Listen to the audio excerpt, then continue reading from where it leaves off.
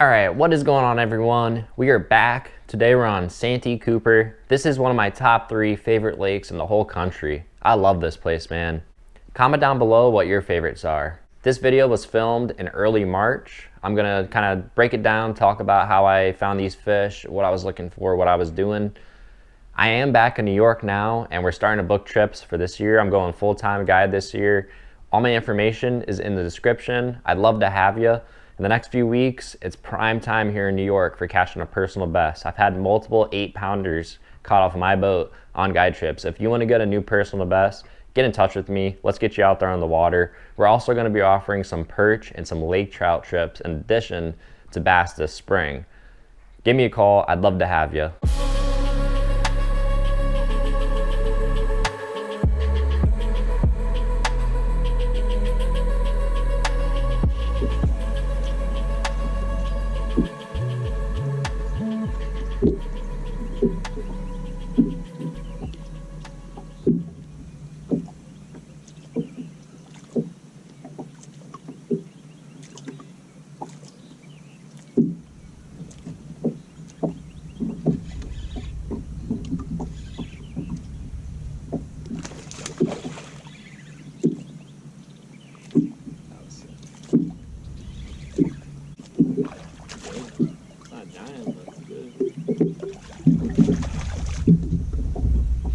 Saw him. Right, 2.5, 3. Might be a spawner. Skinny. Skinny like a spawner. Number 1. I'll give him a 240, 250. 285. 285. One more look.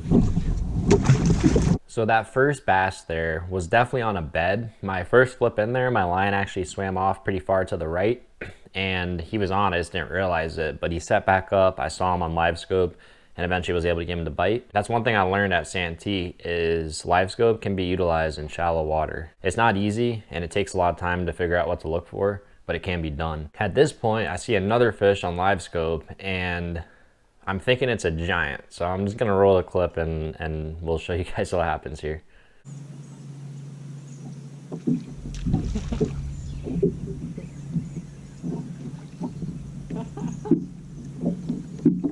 I think that was the one I was looking at.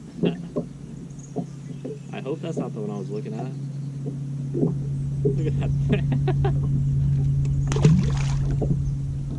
Yeah, so as you can see, it was definitely not a giant. Quite the opposite, actually. And that's one thing I noticed with shallow scoping is at times it can be very difficult to tell the size. It seems to me that when you're in deeper water, it's a little bit easier to distinguish whether it's a big one or not, but you're never 100% sure with live scope, and it's definitely not as easy. It's not a plug and play tool.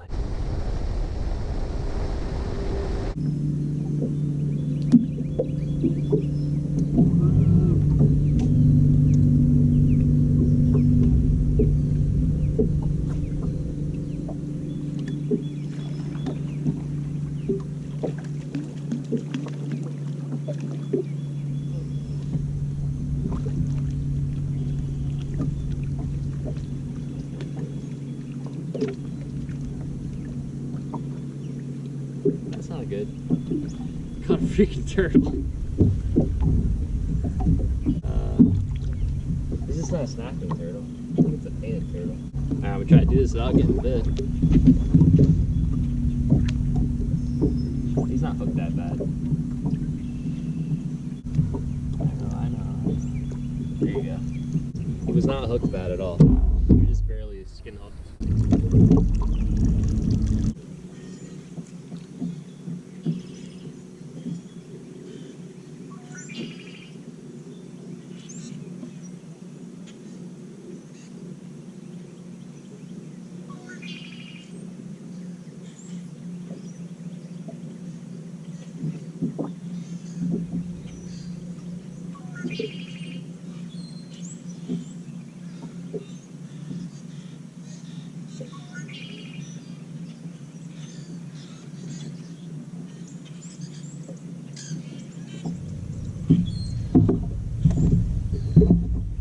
think I just lost a giant. Well, broke off. It's either a big pickerel, a giant catfish, or a freaking big bass. One of the three. Oh, that sucks.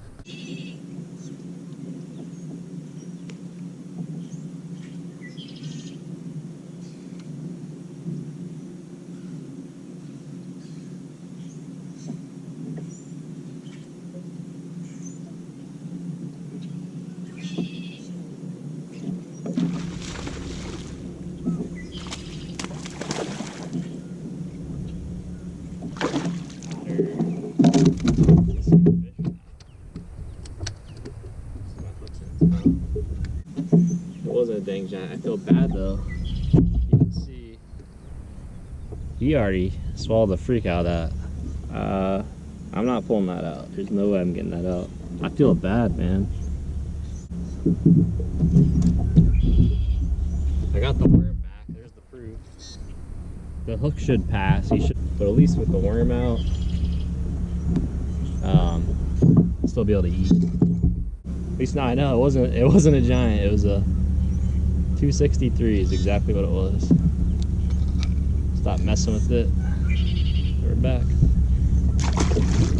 I would have taken the hook out if I could have done it safely, but like literally the hook was already in its stomach almost. So if I tried to rip that hook out, that fish would have for sure died or had a very good chance of dying. So I am gonna double check though and just make sure that that was not just the male and there's not a big female up there. Obviously that was the fish I broke off, but man, they ain't lying. It's always a big one when you lose it or break it off. Like I truly thought that was a big fish.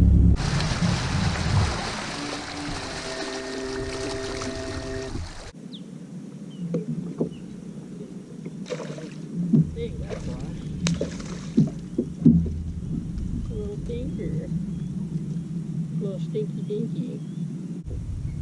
Little stinky dinky. He actually did eat it really good when he did finally eat it. Looks all bad.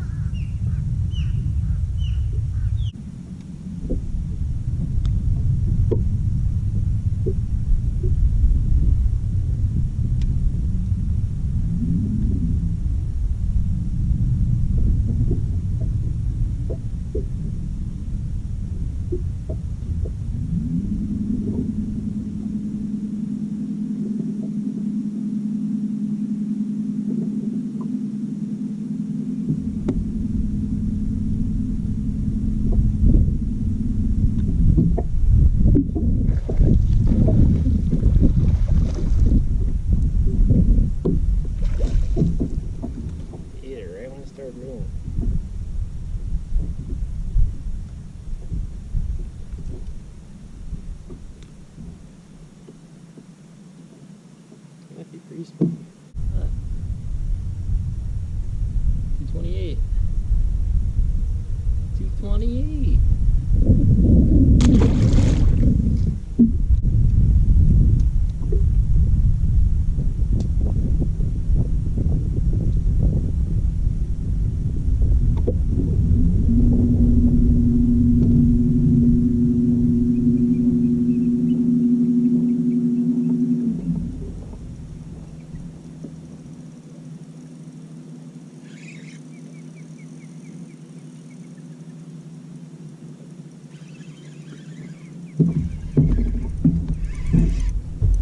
Well, that came out of nowhere. That's a big one. I mean, it's not giant, but it's a pretty good one. Biggest one today.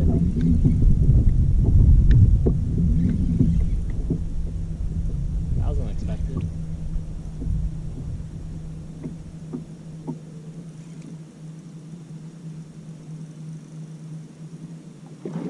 Pretty damn good. Pretty big.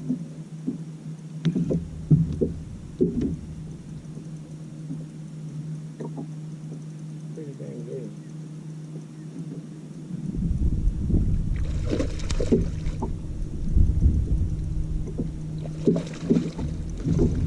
They're so strong. Trying to jump the boat? Nice. Biggest of the day for sure. Freaking inhaler, of course. Man, they're biting so light today. 3 3/4, 370. Pre-spawner. Nice chunky one. Take it.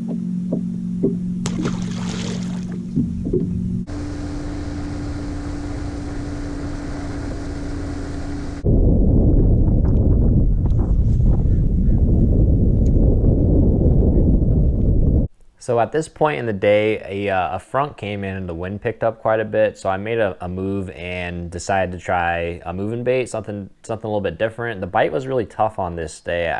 It really wasn't catching them super good and they weren't biting very good. Hindsight's always 20/20, but realistically I should have just chosen an area and like really methodically picked it apart. One thing about Santee Cooper I've learned is big bites define your tournament bag. So I ended up on the day about 12 and a half pounds probably, best five. I weighed all of them. I just didn't get that big bite. You know, if I would have gotten a 7 to 9 pound bite, that would have put me in that, you know, upper high teens, low 20s, and that's kind of what it takes to do well here on Santee in a tournament. That's gonna wrap things up here. Thanks for watching, and we'll see you in the next one.